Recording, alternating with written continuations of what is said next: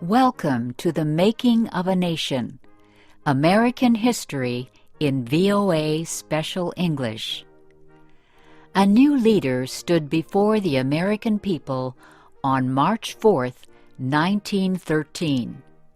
He was Woodrow Wilson, the 28th President of the United States. Wilson belonged to the Democratic Party. He was progressive in his belief that government should take an active part in efforts for social reforms. This week in our series, Kay Gallant and Harry Monroe begin the story of Wilson's presidency.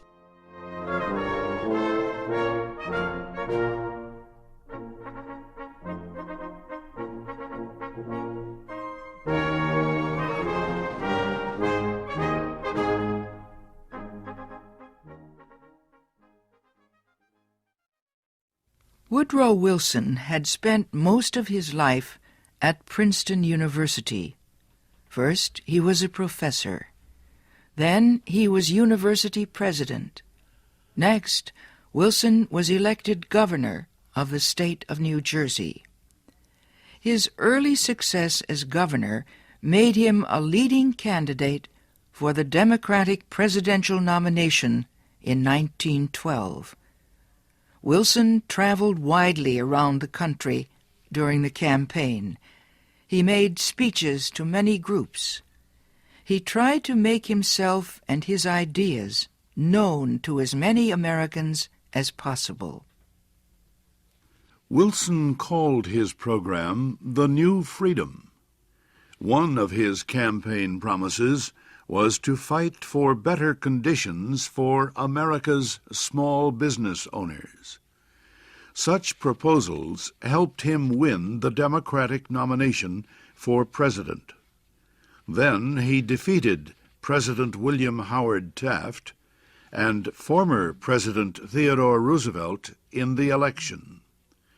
Woodrow Wilson, the former president of a university, had become the president of a nation. The largest crowd in Washington, D.C.'s history welcomed Wilson outside the Capitol building on the day of his inauguration. He called on the American people to join him in making the country a better place. "Our duty," Wilson said, "is to correct the evil without hurting the good. I call all honest men, all patriotic, all forward-looking men to my side."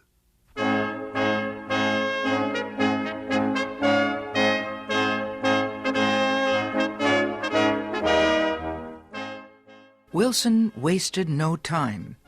He immediately called a special session of Congress to act on Democratic campaign promises to reduce import taxes or tariffs. Wilson felt strongly about the need to reform these taxes. He broke tradition by leaving the White House to appear before Congress in person to appeal for his tariff proposals. Many members of Congress opposed Wilson's plans, but the new president used the results of a Senate investigation to win the fight. The investigation showed that a number of senators owned companies that depended on high tariffs for their profits. The votes of these senators were influenced by their property holdings. Public knowledge of the situation forced many of them to give up their holdings and stop resisting tariff reform. Congress finally approved Wilson's proposals. Lower tariffs reduced the amount of money taken in by the federal government. So the Senate also approved a tax on income or earnings. A constitutional amendment had been passed earlier to permit such a tax. President Wilson and the Democratic Party were pleased with the new tariff and income tax bills. But they were far from finished. Next, they turned their efforts to reform of the banking industry. For several years, many people had recognized the need for changes in the banking system. The old system of uncontrolled private banks had developed years earlier, before the United States became a major industrial nation. Many people agreed that a more modern system was needed, but they could not agree on details. President Wilson said control of the nation's wealth was held by too few men. He noted a report that said just 2 men controlled 10% of the total wealth of the United States. Wilson said the nation needed a money supply that could be increased or reduced when necessary to correct economic conditions. He said a method was needed to let banks help each other during economic emergencies. And, he said, laws were needed to prevent a few wealthy men from using the economic resources of the country for their own purposes.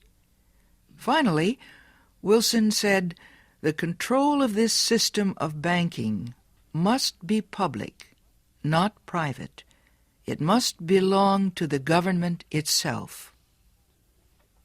Wilson called his proposal for a central bank the Federal Reserve System. Under the plan, the nation would be divided into 12 areas. Each area would have its own Federal Reserve Bank. These area banks would not do business with the public. They would serve only as bankers' banks, and they would issue a new form of money supported by the federal government. Most important, the leaders of the new system would be chosen by the government, not by private business.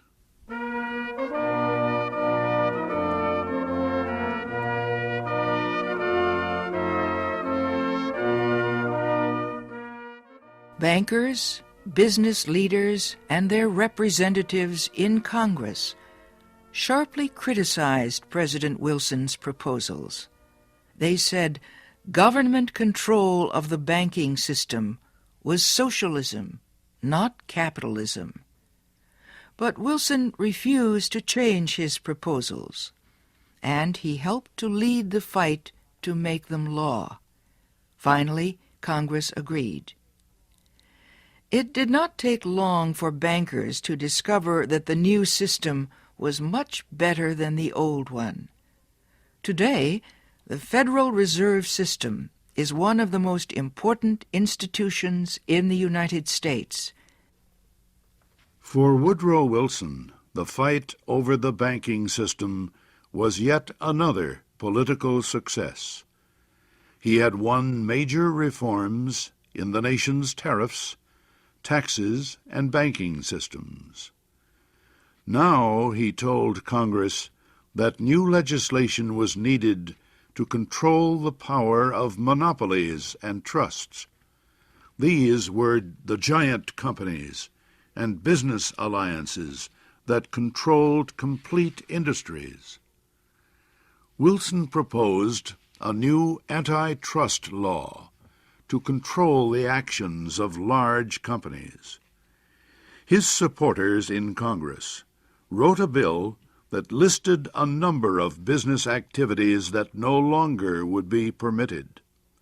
For example, no longer could a company set prices that would reduce competition or create a monopoly.